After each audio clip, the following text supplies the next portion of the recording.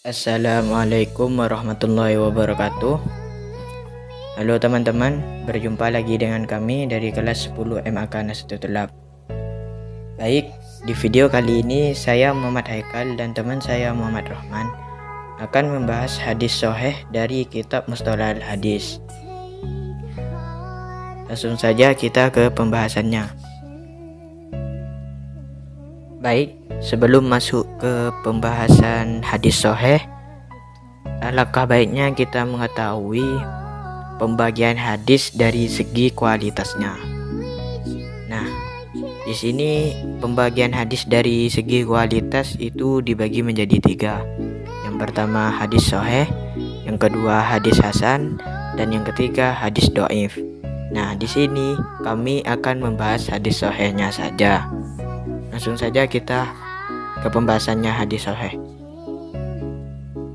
Oke, kita udah ada di pembahasannya hadis sahih. Nah, di sini kita yang pertama membahas pengertiannya hadis sahih. Apakah kalian tahu apa itu hadis sahih? Hadis sahih secara etimologi yaitu artinya sehat. Nah, etimologi ini secara bahasa ya. Nah, secara bahasa itu artinya sehat. Jadi kenapa diartikan sehat? Ya karena di dalam hadis tersebut tidak ada kecacatan di dalamnya, tidak ada penyakit yang dapat merusak hadis tersebut. Nah, sedangkan secara terminologi hadis sahih yaitu hadis yang bersambung sanadnya dari penukilan satu tingkatan sanad ke tingkatan berikutnya.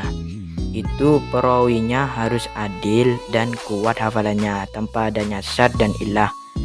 Nah, itu pengertiannya hadis sahih. Lanjut kita ke syaratnya hadis sahih. Di sini syarat-syaratnya hadis sahih itu dibagi menjadi 5. Yang pertama yaitu sanadnya bersambung. Nah, dari pengertian tersebut, para ulama mensyaratkan bahwasannya hadis sahih itu atau suatu hadis bisa dikatakan sahih ketika sanadnya itu bersambung. Jadi mulai dari Nabi Muhammad SAW sampai para sahabatnya, kemudian sahabat ke tabi'in, kemudian tabi'in kepada muridnya sampai kepada mukhorijnya atau sampai kepada orang yang mengeluarkan hadis tersebut seperti Imam Bukhari, Imam Muslim, dan lain sebagainya. Oke, kita masuk ke syarat yang kedua yaitu rawinya itu harus adil. Nah, adil di sini berbeda dengan adil yang kita pahami ya. Ya, yang kita pahami itu kalau adil itu sama rata gitu dan lain sebagainya lah. Nah, sedangkan di sini adil itu maksudnya si perawi tersebut itu selalu menjaga muroahnya atau selalu menjaga wibawanya, tidak suka melakukan suatu perbuatan yang fasik, dan pokoknya si rawi tersebut atau orang yang menyampaikan hadis tersebut betul-betul orang yang soleh, ibaratnya seperti itu.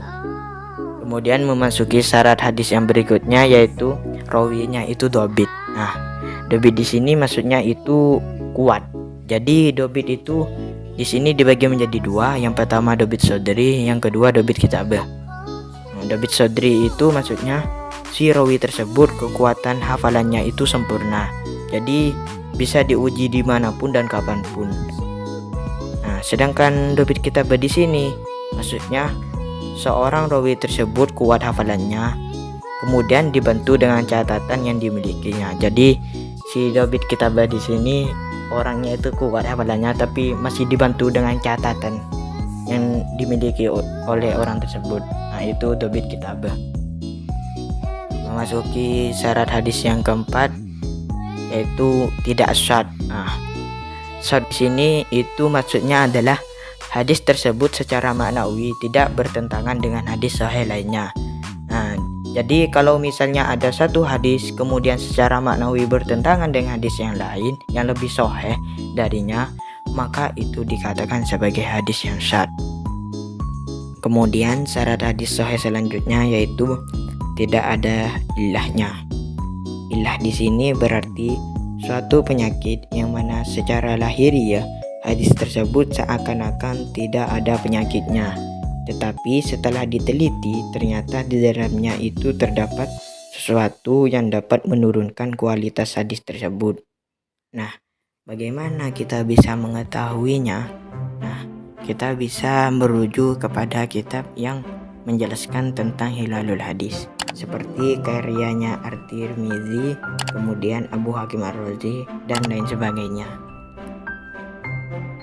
Kemudian untuk pembagiannya hadis sahih, para ulama membagikan ke dalam dua bagian. Yang pertama hadis sahih li dzatihi, dan yang kedua hadis sahih li ghairihi. Apa hadis sahih li dzatihi? Hadis sahih li dzatihi adalah hadis sahih beserta syarat-syarat yang telah ditentukan. Nah, jadi secara syarat hadis tersebut sudah memenuhi apa yang sudah ditetapkan atau apa yang sudah saya jelaskan di slide sebelumnya.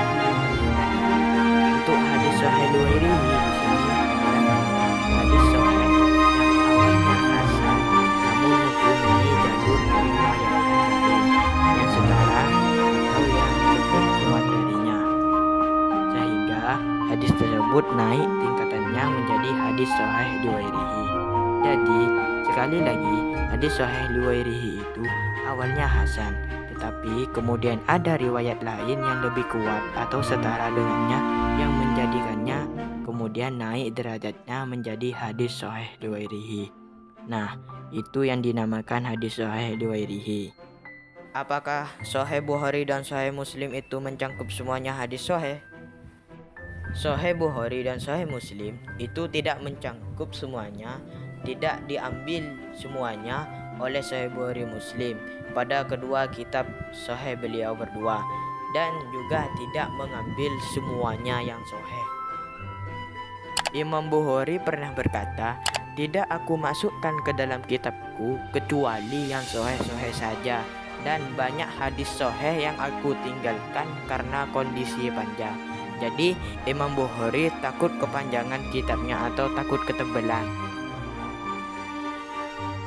Dan juga Imam Muslim pun pernah berkata, "Tidak semua yang ada padaku yang sahih aku masukkan ke dalam kitabku. Hanya saja aku masukkan ke dalam kitabku hanya yang disepakati syarat sahihnya." Mungkin cukup sekian pembahasan dari kami. Apabila ada perkataan yang salah, mohon dimaafkan. Wassalamualaikum warahmatullahi wabarakatuh.